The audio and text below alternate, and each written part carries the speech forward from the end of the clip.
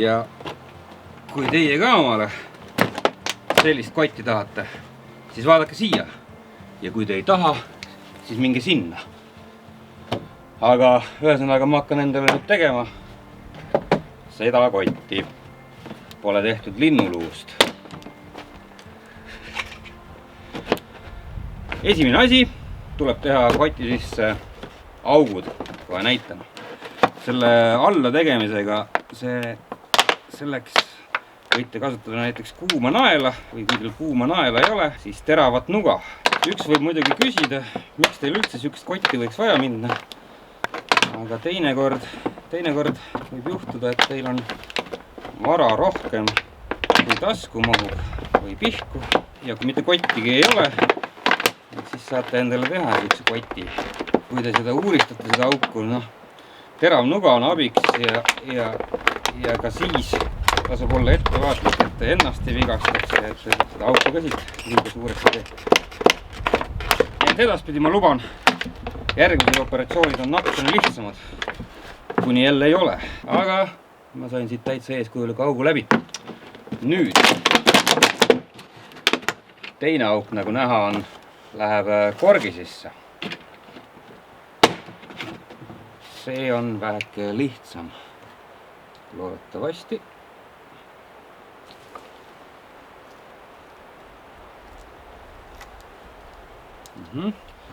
Tavaliselt, nii, see auk tuli täitsa kena. Tavaliselt tulevad need 5-liitrised kulkud ka kandesangaga. Aga seda kandesanga pole teil vaja, et need võib ära võtta. Mitte, et ei ole vaja, vaid see isegi natukene takistab selle koti funktsionaalsust. Hullu, see on käes. Kõike sihukest käsitööd, eriti noaga tehes, ärge rabistage, tehke rahulikult. Kiiret pole. Nii, need üleliigsed lukid on nüüd eemaldatud.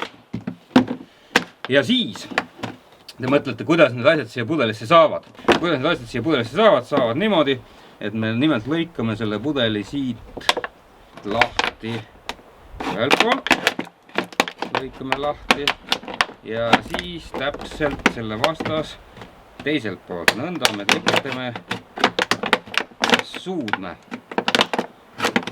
Aga mitte veel, siit veel ei saa. Ühesõnaga tuleb lahti lõigata ka see kaela osa. Ühelt poolt lahti ja nüüd teiselt poolt.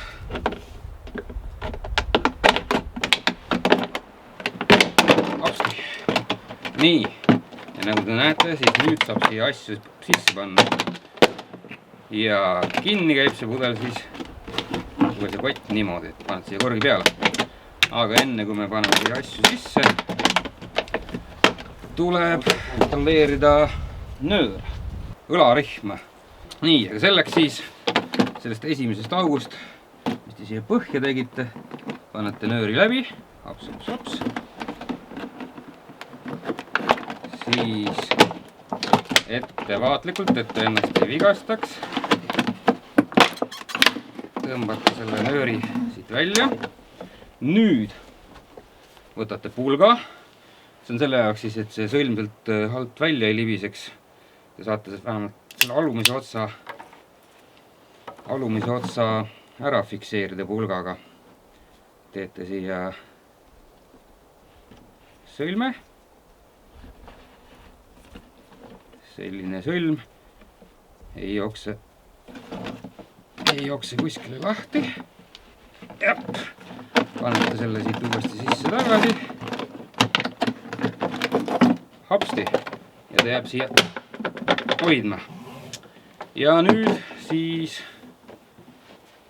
nööri pikkus on siis umbes niimoodi, et ta saaks teil üle pea käia selja peale. Risti on parem kui õla peal kanda, et ise vaatate. Aga põhimõtteliselt, kui see nöör on ka liiga pikk, siis sellest ei ole midagi, see jääb seda kotti. Nii, umbes nii ta võiks ju olla, eks. Siis teete siiapoole ka sõlme, siia ei ole mõtet pulka toppida, ma arvan. Siia ei mahu see ja pealegi teete sihukese suurema sõlme sinna, siis ta ei tule kuskile. nii. Ja põhimõtteliselt käib see asi siis nii, et selle ülejäänud nööri võite ka siia. Nööri ei tasu kunagi liiga lühikest lõigata, sest kunagi ei tea, millal võib jälle pikka nööri vaja minna. Aga nii ta on. Ja hopsti käib see selga. Aga tühja kotti, noh, võib ka kaasas kanda muidugi, äkki leiate midagi on hea panna. Aga minul on näiteks asjad, mida ma sinna panen sisse. Näiteks Primus, see mul kuidagi taskusse ei mahu. Mul on küll palju ja suured taskud, aga see ei mahu sinna. Saab panna siia. Väiksemaid asju, nagu näha, on lihtne panna. Primust ma ei ole siia kunagi pannud. Aga hopsti on see Primus siin sees. Ja mina ei tea, siia võib ka panna mingid muud väiksemaid asju, mul praegu neid ei ole, aga näiteks Primuse tassimiseks. Ja siis ei ole muud kui jälle üleliigne nöör ka siia sisse. Siis keerate korgi peale. See siit lahti ei lähe kuidagi. Ja on teil siukene, noh, siuke spordikott võiks isegi öelda, mõned tassivad. Siia võite plätud panna või mida iganes. Et nii lihtne ongi. Et ehk omale ka siuke ja lähemalt saate sellest lugeda siis Kaitsekodust.